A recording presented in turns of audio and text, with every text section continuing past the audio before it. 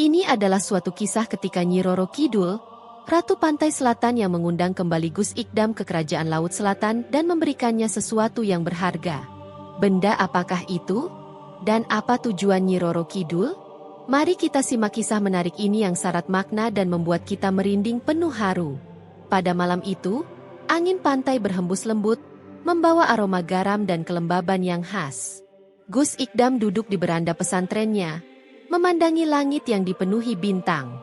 Suasana terasa damai, namun pikirannya melayang ke suatu tempat yang lebih dalam, ke kerajaan bawah laut yang pernah ia kunjungi. Perjalanan dakwahnya ke Istana Laut Selatan masih terbayang jelas dalam ingatannya. Ia ingat wajah para dayang yang penuh hormat, cahaya hijau yang menyelimuti istana megah itu, dan tentu saja, sosok Nyi Roro Kidul yang penuh wibawa. Tiba-tiba, semilir angin berubah. Dari sekadar hembusan lembut, kini membawa aroma melati yang pekat, seakan berasal dari tempat yang bukan bagian dunia manusia.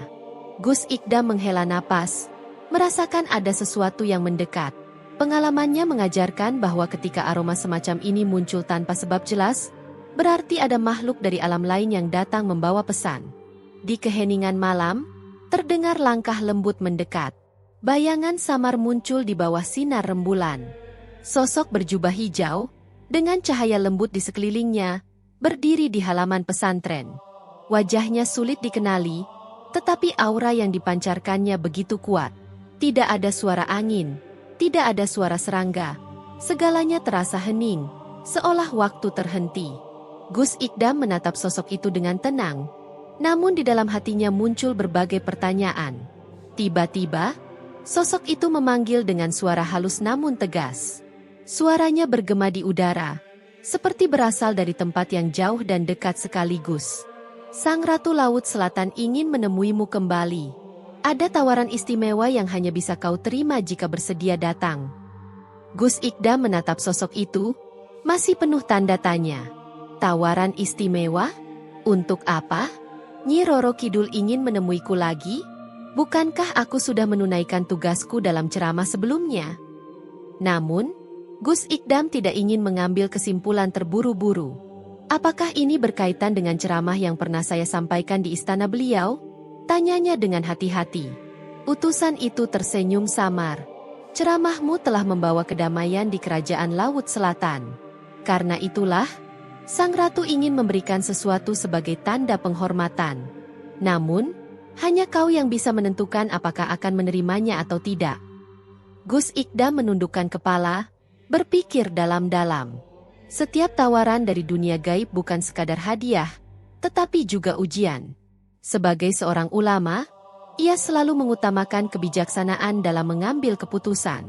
Setelah beberapa saat merenung, Gus Ikdam akhirnya mengambil keputusan. Baiklah, katanya mantap. Jika ini bagian dari perjalanan ilmu dan dakwah saya akan datang. Namun, saya mohon perlindungan dari Allah agar tidak terperdaya oleh hal-hal yang menyesatkan. Seketika, udara di sekitarnya berubah. Angin melingkari tubuhnya dengan lembut, seakan membawanya ke dimensi lain. Mata Gus Ikdam terasa berat, dan dalam hitungan detik, ia merasakan tubuhnya menjadi ringan. Semua yang ada di sekitarnya menghilang. Pesantren, pohon-pohon, bahkan tanah yang ia pijak. Ketika ia membuka mata, ia sudah berdiri di depan sebuah gerbang raksasa berwarna emas. Gerbang itu tidak seperti yang pernah ia lihat di dunia manusia. Ukiran-ukiran indah menghiasi setiap sudutnya, berkilauan di bawah cahaya hijau yang berasal entah dari mana. Air laut mengalir di sekeliling gerbang, tetapi anehnya, tempat itu tidak basah. Gus Ikdam menarik napas dalam. Ia tahu bahwa ini bukan tempat biasa. Ini adalah pintu menuju salah satu kerajaan paling misterius dalam legenda Jawa, Istana Laut Selatan. Pintu gerbang perlahan terbuka, memperlihatkan aula luas yang dipenuhi pilar-pilar tinggi berhiaskan batu permata. Lantai marmer berkilau memantulkan cahaya kehijauan dari dinding-dinding istana.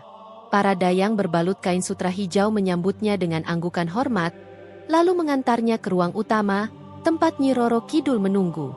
Di tengah aula, sosok wanita berbalut kebaya hijau duduk di singgasana yang megah. Matanya tajam, Namun pancaran auranya begitu menenangkan. Inilah penguasa Laut Selatan yang namanya selalu disebut dalam kisah-kisah mistis Nusantara, Nyi Roro Kidul. Selamat datang kembali, Gus Ikdam, ucapnya dengan senyum penuh arti. Kehadiranmu di sini adalah sesuatu yang telah lama kutunggu. Gus Ikdam membalasnya dengan takzim. Saya hanya seorang manusia biasa, Kanjeng Ratu. Jika saya dipanggil ke sini, pastilah ada sesuatu yang ingin disampaikan. Nyi Roro Kidul mengangguk pelan, lalu melambaikan tangannya. Dari balik tirai sutra hijau, seorang pelayan membawa sebuah benda yang bersinar terang. Ketika benda itu didekatkan, barulah Gus Ikdam bisa melihatnya dengan jelas. Sebuah kitab berwarna keemasan, dengan cahaya lembut mengelilinginya. Ini adalah kitab kebijaksanaan abadi, kata Nyi Roro Kidul. Sebuah kitab yang berisi rahasia terbesar tentang dunia manusia dan dunia gaib. Siapapun yang membacanya akan mendapatkan pengetahuan yang tak terbatas, memahami segala hal yang tersembunyi dari mata manusia biasa. Gus Ikdam menatap kitab itu dengan penuh kehati-hatian. Ia tahu bahwa ilmu adalah cahaya, tetapi ilmu juga bisa menjadi ujian. Nyi Roro Kidul melanjutkan, namun ada satu syarat yang harus kau penuhi sebelum menerima kitab ini. Kau harus tinggal di istanaku selama 7 hari untuk memahami makna sejatinya. Kau akan melihat dan merasakan banyak hal yang tidak bisa ditemukan di dunia. Suasana ruangan menjadi semakin hening, para dayang menundukkan kepala, seolah memahami betapa besar makna dari tawaran ini. Gus Ikdam tetap diam, mempertimbangkan segala kemungkinan. Apakah ini benar-benar sebuah anugerah ataukah sebuah cobaan? Dalam hatinya, Gus Ikdam berdoa. Ia tahu bahwa keputusan ini akan menentukan perjalanan spiritualnya ke depan. Gus Ikdam termenung, memandangi kitab berkilauan itu dengan sorot mata penuh kehati-hatian. Sebagai seorang ulama muda, ia diajarkan bahwa ilmu sejati berasal dari Allah, bukan dari benda-benda duniawi. Namun kini di hadapannya terdapat sebuah kitab yang dikatakan menyimpan kebijaksanaan tanpa batas, sesuatu yang bahkan para cendekiawan mungkin tak akan pernah capai sepanjang hidup mereka. Namun satu hal yang terus bergema dalam pikirannya adalah syarat yang diajukan oleh Nyi Roro Kidul. Ia harus tinggal di istana selama 7 hari. Dalam ajaran Islam, ilmu yang tidak disertai dengan kebeningan hati dan niat yang lurus dapat menjadi petaka. Apakah kitab ini akan membawa manfaat bagi umat manusia, atau justru menjadi ujian berat yang dapat menggoyahkan keyakinannya? Gus Ikdam memejamkan mata, merapal doa dalam hati. Ya Allah, jika ini baik bagiku dan agamaku, maka mudahkanlah jalannya. Namun jika ini hanya ujian yang bisa menyesatkanku, maka lindungilah aku dari tipu daya dunia.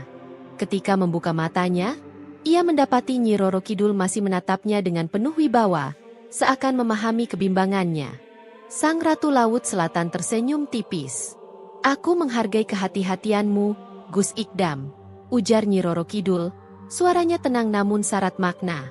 Tidak banyak manusia yang mampu menolak tawaran ilmu semacam ini, namun aku ingin bertanya kepadamu, apakah kau percaya bahwa manusia dapat memahami seluruh rahasia semesta? Pertanyaan itu membuat Gus Ikdam semakin merenung. Memang benar, manusia adalah makhluk yang terbatas. Allah lah yang maha mengetahui segala sesuatu. Dan sebijak apapun manusia, ia tetap tidak akan mampu memahami segala sesuatu secara mutlak.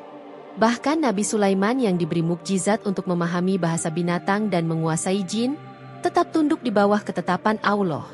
Dengan suara mantap, Gus Ikdam menjawab, ilmu sejati bukan tentang mengetahui segalanya, melainkan tentang memahami apa yang perlu kita ketahui. Dan ilmu yang paling berharga adalah ilmu yang mendekatkan diri kita kepada Allah, bukan yang membuat kita merasa lebih hebat dari makhluk lain. Nyi Roro Kidul tersenyum lebar. Jawaban yang bijak, ujarnya. Namun ketahuilah bahwa ada banyak manusia yang rela mengorbankan segalanya demi pengetahuan semacam ini. Mereka datang padaku dengan harapan mendapatkan ilmu, tetapi akhirnya justru terperangkap dalam ambisi mereka sendiri. Gus Ikdam mulai memahami bahwa kitab ini bukan sekadar hadiah, melainkan sebuah ujian besar. Jika seseorang yang tidak memiliki kebijaksanaan menerimanya, bisa jadi mereka akan terjerumus dalam kesombongan dan godaan duniawi. Banyak orang yang mengira memiliki pengetahuan berarti memiliki kendali atas dunia. Padahal sesungguhnya, semakin banyak seseorang tahu, semakin ia sadar bahwa ia tidak mengetahui apa-apa. Ia memandangi kitab itu sekali lagi. Cahaya hijau yang mengelilinginya tampak berpendar, seolah berusaha menarik perhatiannya.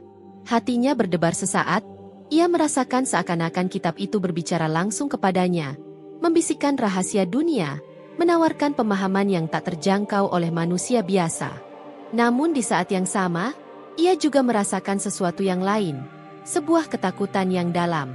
Seolah jika ia mengambil kitab itu, ia akan melangkah ke jalan yang tidak bisa ia putar kembali. Tiba-tiba, ia teringat pada kisah Nabi Adam ketika beliau masih berada di surga. Iblis menggoda dengan mengatakan bahwa memakan buah huldi akan memberinya pengetahuan dan kekekalan. Namun justru karena hal itu, Nabi Adam dan Hawa diturunkan ke dunia sebagai bagian dari ujian kehidupan. Apakah ini cobaan yang serupa? Pikir Gus Ikdam dalam hati. Malam pertama di istana, Gus Ikdam memutuskan untuk tidak segera menyentuh kitab itu. Ia ingin menenangkan hati dan pikirannya sebelum mengambil keputusan besar. Ia diberikan sebuah kamar yang luas, dihiasi tirai sutra hijau dengan ukiran emas di setiap sudutnya. Tempat tidur berlapis kain halus terhampar di tengah ruangan, dan lampu-lampu kristal yang memancarkan cahaya remang menghiasi langit-langit. Namun meskipun tempat itu begitu indah, Gus Ikdam merasa ada sesuatu yang ganjil. Suasana terlalu sunyi. Tidak ada suara angin, tidak ada suara ombak, bahkan ia tidak mendengar suara napasnya sendiri. Segalanya terasa seperti berada di antara dunia nyata dan mimpi. Saat ia mencoba memejamkan mata untuk beristirahat, suara-suara mulai berbisik di sekelilingnya. Suara yang begitu halus, hampir tak terdengar, namun begitu nyata.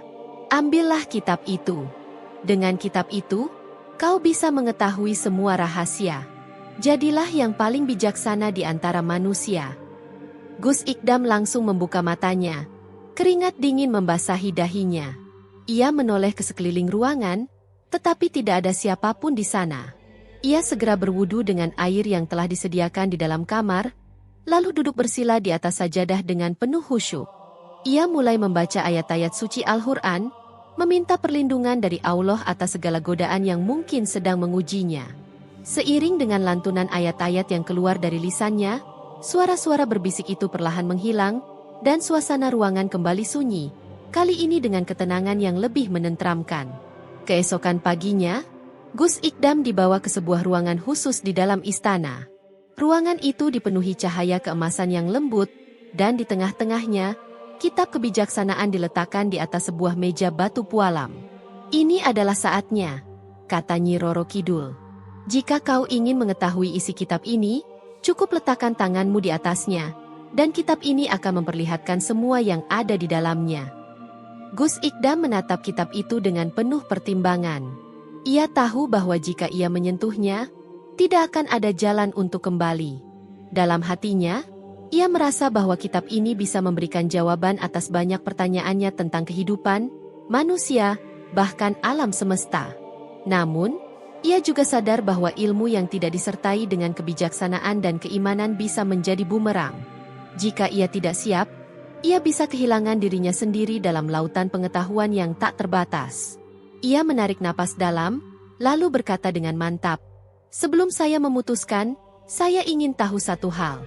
Apakah semua orang yang telah membaca kitab ini benar-benar menjadi lebih bijaksana, atau justru sebaliknya?" Nyi Roro Kidul terdiam sejenak, lalu menjawab, "Itu adalah sesuatu yang harus kau temukan sendiri, Gus Ikdam. Ilmu tidak selalu membawa kebijaksanaan. Terkadang, ilmu justru menjadi ujian yang paling berat." Gus Ikdam mengangguk pelan.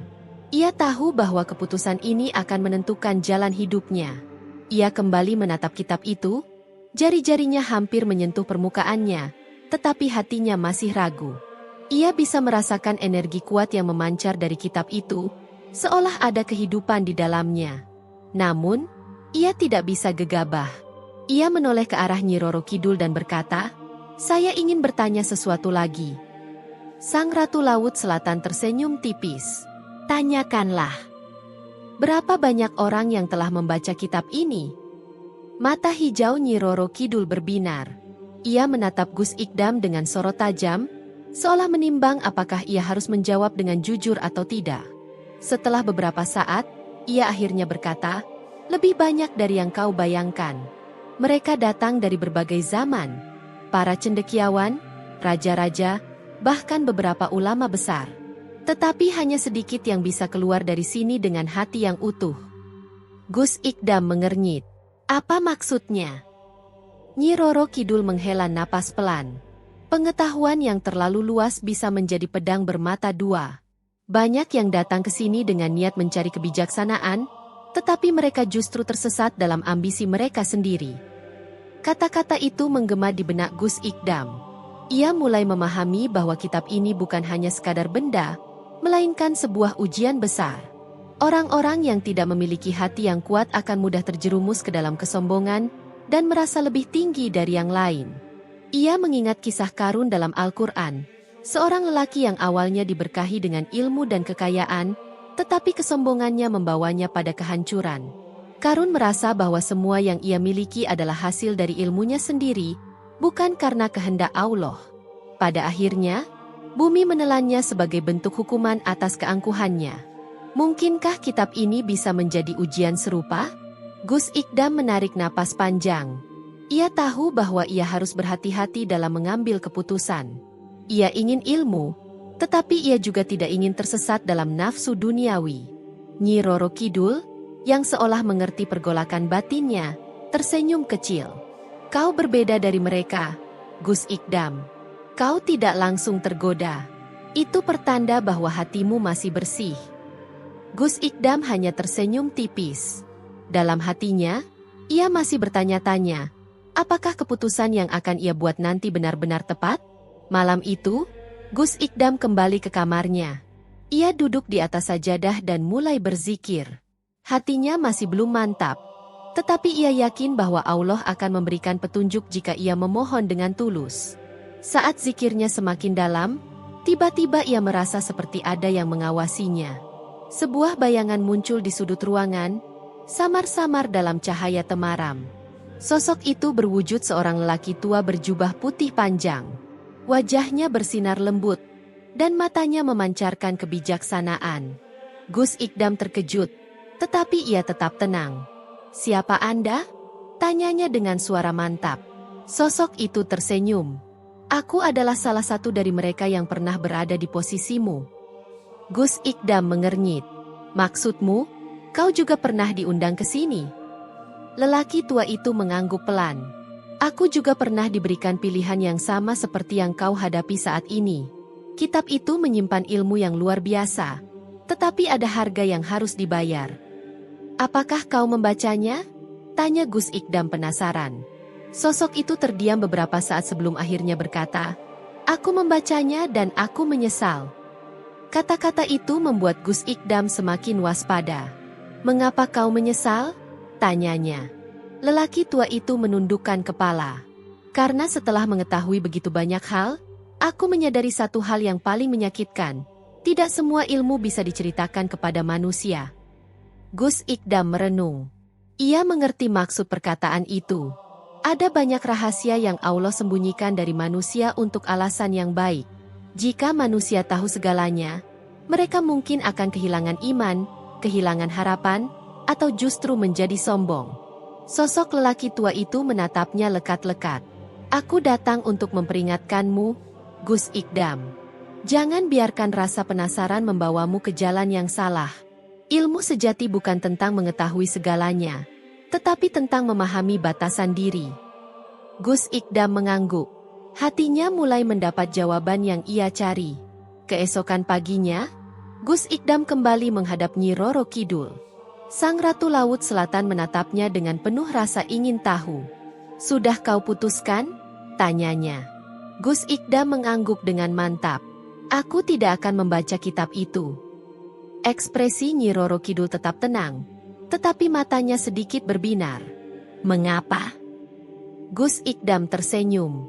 "Karena ilmu sejati bukan sekadar mengetahui banyak hal, tetapi tentang bagaimana kita menggunakannya dengan bijak. Aku tidak ingin menjadi orang yang tahu banyak tetapi kehilangan hatiku. Aku lebih memilih belajar dengan cara yang benar, sedikit demi sedikit, seperti yang diajarkan oleh para ulama terdahulu. Nyi Roro Kidul menatap Gus Ikdam lama sebelum akhirnya tertawa kecil. Kau benar-benar berbeda dari yang lain, Gus Ikdam. Ia menjentikan jarinya, dan seketika, kitab itu menghilang dalam kilatan cahaya hijau. Keputusanmu telah menunjukkan siapa dirimu sebenarnya. Gus Ikdam merasa lega. Ia tahu bahwa ia telah melewati ujian besar. Meskipun ia tidak membawa kitab itu kembali, ia menyadari bahwa ia telah mendapatkan sesuatu yang jauh lebih berharga. Namun, ujian belum benar-benar berakhir. Setelah kitab suci itu menghilang, istana bawah laut terasa lebih sunyi dari biasanya. Para dayang yang biasanya tersenyum kini menundukkan kepala, seolah menghormati sesuatu yang besar yang baru saja terjadi. Nyi Roro Kidul masih duduk di singgasananya, menatap Gus Ikdam dengan mata penuh makna. Kau telah memilih jalan yang sulit, tetapi itulah yang benar, katanya. Gus Ikdam mengangguk dengan tenang. Saya percaya bahwa semua ilmu harus diperoleh dengan cara yang benar, bukan dengan jalan pintas. Sang ratu tersenyum tipis. Banyak yang datang ke sini dengan harapan membawa pulang ilmu luar biasa, tetapi mereka tidak menyadari bahwa ilmu tanpa hikmah hanya akan menjadi beban.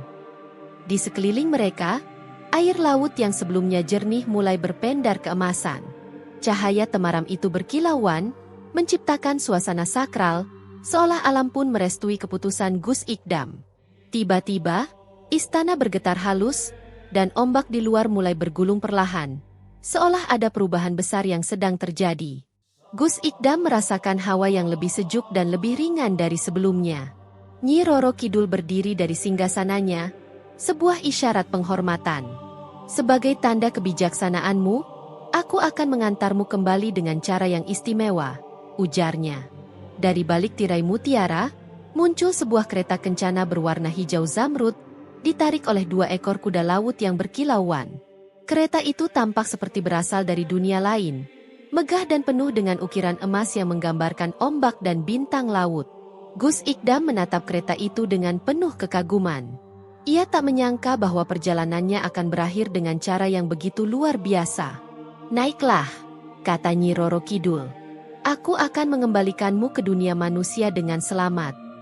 Gus Ikdam melangkah masuk ke dalam kereta dengan penuh takzim. Begitu ia duduk, kereta itu mulai melayang perlahan, seolah terbawa oleh arus yang tak terlihat. Para dayang membungkuk hormat, dan Nyi Roro Kidul melambaikan tangannya. Ingatlah, Gus Ikdam, ilmu sejati bukan tentang mengetahui segalanya, tetapi tentang bagaimana kau menggunakannya dengan bijak. Kembalilah, dan teruslah menjadi cahaya bagi sesama. Gus Ikdam tersenyum. Terima kasih, Nyi. Saya akan selalu mengingat pesan ini. Dalam sekejap, kereta kencana itu melesat menembus dinding istana, melewati terumbu karang yang bercahaya, melewati pusaran air yang berkilauan, dan naik ke permukaan laut dengan kecepatan luar biasa. Saat Gus Ikdam membuka matanya, ia sudah berada di tepi pantai. Kereta kencana itu telah menghilang seperti embun pagi yang lenyap saat matahari terbit. Ia mendapati dirinya duduk di atas pasir, dengan sajadahnya masih terhampar di hadapannya. Seolah-olah semua yang terjadi hanyalah mimpi. Namun, hatinya tahu bahwa itu adalah kenyataan. Laut di depannya terlihat tenang. Ombak berdesir lembut di bawah cahaya bulan yang hampir tenggelam. Angin membawa aroma khas garam dan rumput laut, tetapi ada sesuatu yang berbeda. Hawa yang lebih damai, lebih jernih. Gus Ikdam menarik napas panjang. Ia sadar bahwa ia telah kembali ke dunia manusia, tetapi kini dengan pemahaman yang lebih dalam tentang kehidupan dan ilmu. Fajar mulai menyingsing di ufuk timur. Langit perlahan berubah warna, dari ungu gelap menjadi oranye keemasan. Gus Ikdam menatap lautan untuk terakhir kalinya sebelum bangkit berdiri. Di kejauhan, seorang lelaki tua berjubah putih terlihat berjalan ke arahnya. Gus Ikdam mengenali sosok itu, lelaki yang menemuinya di istana bawah laut. Lelaki tua itu tersenyum. Kau telah kembali dengan hati yang tetap bersih. Itu yang terpenting. Gus Ikdam membalas senyumnya. Saya hanya mengikuti jalan yang benar. Lelaki tua itu mengangguk. Dan karena itu, kau akan terus diberi petunjuk. Ingatlah, perjalananmu belum selesai. Masih ada banyak ujian yang akan datang. Gus Ikdam memahami makna kata-kata itu. Dunia masih menyimpan banyak misteri, tetapi ia tidak takut. Dengan hati yang penuh keimanan, ia siap melanjutkan langkahnya. Laut kembali bergelombang perlahan, seolah mengucapkan selamat tinggal. Dengan langkah mantap, Gus Ikdam berjalan menuju cakrawala baru dalam hidupnya. Terima kasih telah menonton. Dan jangan lupa untuk mendukung saluran ini dengan menekan tombol subscribe, like dan share video ini. Agar semakin banyak orang yang bisa menikmati cerita-cerita menarik lainnya. Sampai jumpa di cerita berikutnya.